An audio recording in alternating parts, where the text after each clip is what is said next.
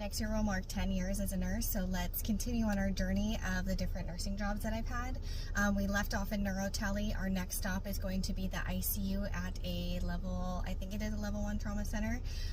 This job was the one that I wanted. I always thought in nursing school, like everybody else, you're going to work in ICU or you're going to work in the emergency room.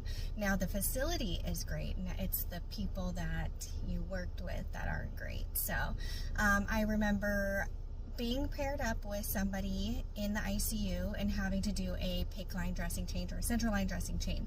And they just told me, and I knew in my head, like, this had to be a sterile procedure. They're like, no, it doesn't have to be sterile. I'm like, okay, well, that sounds wrong, but I mean, they're my preceptors, so I'm obviously going to do what this person's telling me to do.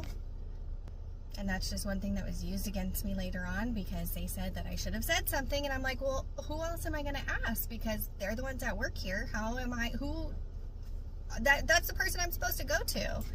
We also had to complete these modules during that whole, like, orientation period.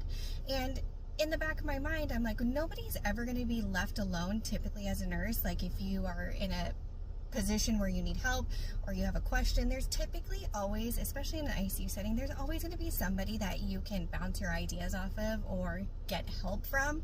And in these modules, I asked for help from fellow friends, and they basically said I was cheating on the modules, and that was used against me as well.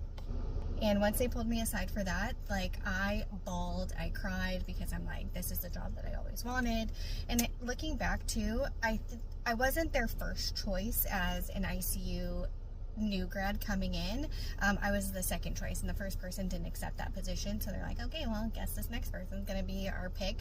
And I remember doing those modules too before that incident, and the person who worked, like, as part of this orientation team would sit next to me and, like, watch me take these tests, like, just waiting for me to mess up, because I think you only had 3 tries to complete the test and pass.